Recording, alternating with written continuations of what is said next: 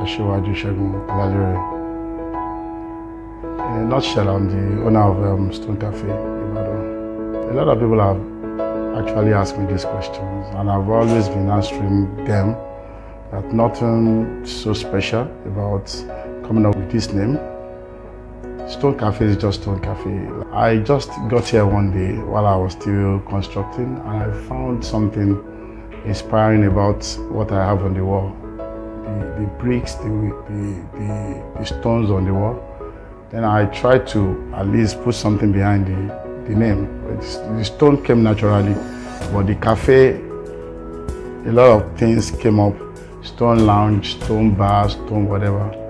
But naturally, something just clicked that I should just name it StoneCafè. Yes, because the reason behind StoneCafè, when I started with my intentions from the UK, when I got back to Nigeria 2013, I actually wanted to do something, and I feel that I should do something rather to be able to place my city among other mega cities like Lagos, other Abuja. So when I came back, I took it as something I just needed to do to give Ibadan a well-deserved bar.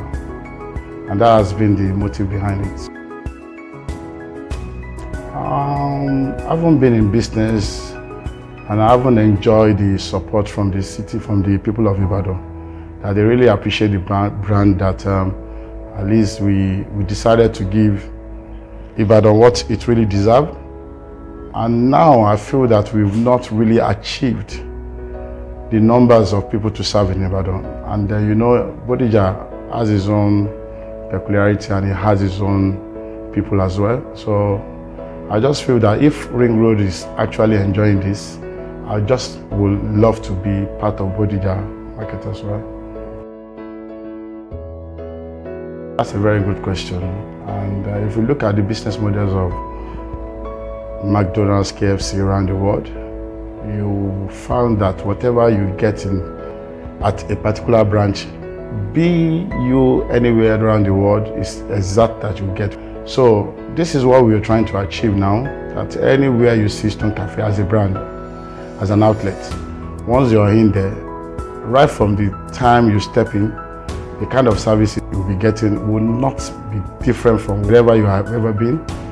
And the signature of our food will remain the same, even though we plan to have various branches in various cities. As we all know, every city has its own peculiarity, like I said.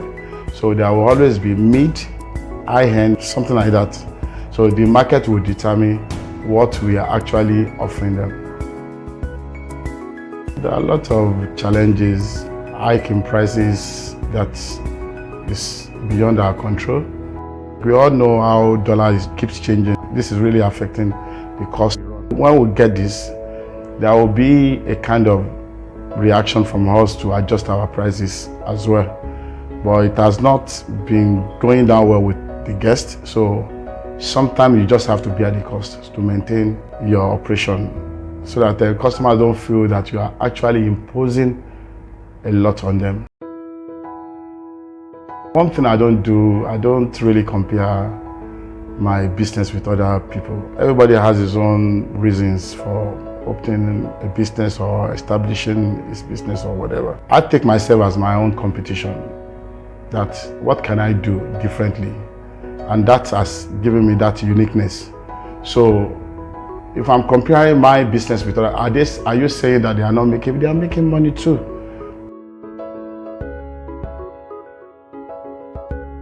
No, when what you do is you. For example, if your hobby is what you do, then it doesn't become a work at all. It won't become a load on you. You understand? And I've been blessed with two beautiful daughters that they really understand their dad. Even though I haven't seen them this year, but I talk to them on a daily basis. So it has not in any way affected me, because should I say, I'm being blessed with people that really understand me, people that feel that wherever I am, I always carry them along with me wherever I am. So it has not affected me in any way at all. Definitely, I read marketing. I backed HND in marketing at Polytechnic of Ibadan. I went for a second degree at the University of Greenwich. And I think everything around me has been business, business, business. As we are taught in marketing, the first thing you do before establishing your business is to consider your location. Let it be a proper location. You understand? So that you don't want to start the business and start moving because location is not good. So maybe I took it a bit far that, okay, the next thing will be location again. And the third one will be location again. And the fourth one will be location again. So I won't be like, okay, you are there and the location is good and it's attracting other competitors as well. Even though we have so many bars on Ring Road, you understand? I think I've secluded myself enough to create that uniqueness for myself. So it's only God that can make a location to be very, very productive, just like the Israelites. I think with God and prayers, I haven't chosen your location. You just have to pray. Like the Lord Almighty that did it for the Israelites should make your location a place where you can be making whatever that's good, something that can stabilize you in business, something that can be productive and all.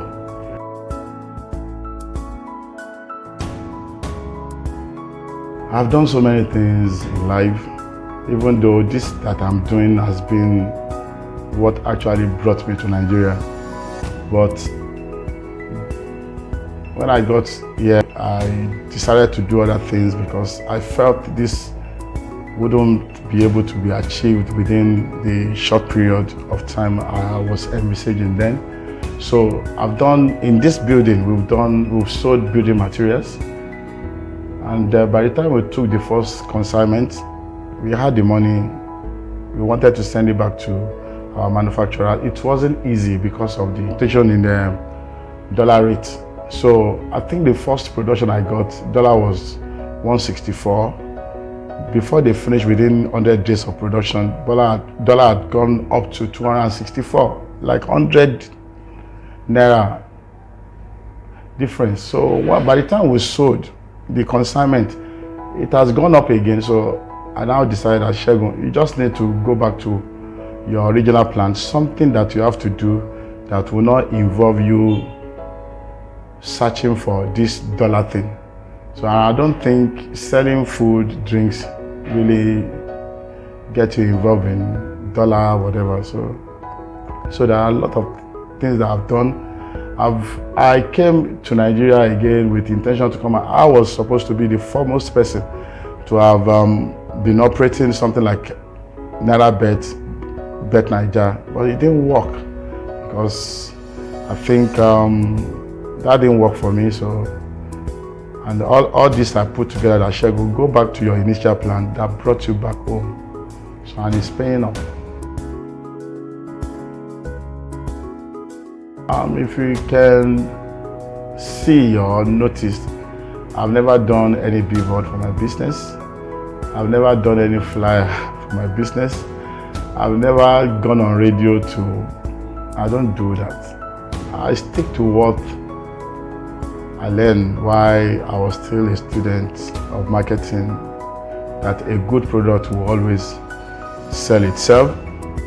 And I haven't done this. I feel that I've actually done something that is of my status, because I wouldn't want to do anything below this. So the uniqueness is one thing that has been the strategy to drive people here. And then another one is to be able to keep them, because in business, we know that, especially in marketing, there's what they call pre-purchase, purchase, and post-purchase. When you have a place like this kind of ambience, they will come. That is pre-purchase, something to attract them, even if they want to do window shopping, to take pictures and all that. But another thing is the service to keep them. The service you render, the food, will be what to keep them, what to make them come back. And that's what really matters in business. Post-purchase, for them to be able to come back. Like what I said, pre-purchase, purchase when they are taking action. They must be satisfied to be able to bring them back. And in fact, before they could ever come back, they will have given you a lot of referrals. So that has been the strategy so far, and it's really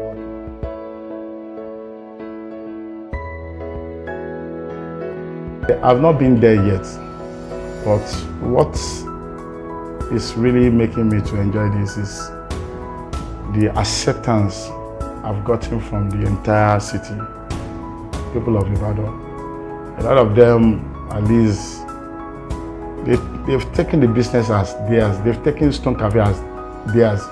And I enjoy that they are the ones spreading the gospel that we have StoneCafé in Ibadan. And a lot of people, when they come from far and wide, from within Nigeria, outside Ibadan, probably from abroad, I always see the testimony that they actually have it on their pad as a place to visit when you go to Ibadan. So StoneCafé has always been the #1 place that I always come up. I'd rather be sleeping, watching football and all that. You see, that question is very tricky. I'm someone that believes in God, and I always pray that God should lead my path. So He wouldn't have led me anywhere else aside what I'm doing now. So I wouldn't go there at all. Nothing so far. I take every failure as part of my success too. Some staff don't really believe in what you believe in, and you can always take that on board. You know, that can guide you against such not to happen in future. So I don't consider things like that to run me down. So failure is part of success. So I don't have any failure at all. I don't have any plan for whatever I do.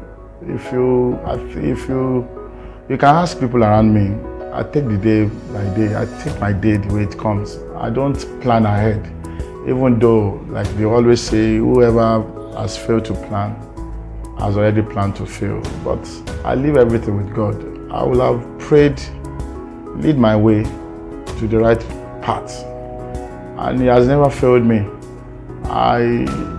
If I have to come another life, I want to be a businessman. If I had to come another time, I want to be a marketer. And this has been the strong things I've been using, things I've learned, because I was born right there inside Dubai. I'm a mama lodger, you understand? So business has been me.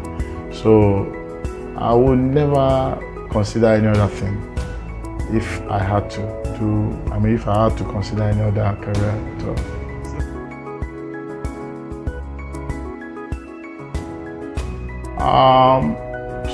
Two things I consider non-negotiable in my life. One is business. The first one, best known to me, my daughters. I don't play with them. I don't play with them at all. The second one is my business. And what I don't consider not negotiable at all, people toying with my business. Like staff not working up to what the standard we really set. Like staff not giving my guests the kind of services I feel that can bring them back. So it's like you're toying with the business. So I wouldn't take that for granted. So these are the things that I consider not negotiable at all.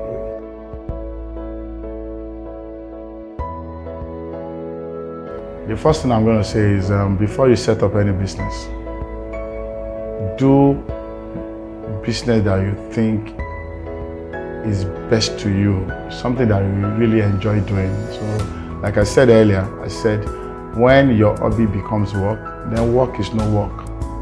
That will always give you the drive, because hobby is something that you do, you love doing. You understand what I'm saying? So when you do what your hobby is, then to some other people it's work, but to you it's a leisure. Another thing is, when you're doing whatever you want to do it properly. Don't be complacent with anything at all. Do it properly. Put in your best. Make it so unique. Let it stand out. Choose whatever you want to do rightly. Like what you mentioned earlier, the location. If it's not online thing, if it's something that you need to get a place for, choose your location rightly, put in the best of you. People should just believe in themselves, believe in yourself, that whatever happens, if it's like down now, with your efforts and prayer, definitely you surely get to where you want to be. Oh, thanks so much, sir. Congratulations on the success of the StoneCafé. Thank you. It has really been a brand loved and accepted by those who really matter in the society. Yeah, thank you. Thanks for having us today. Thank you too. Thank you.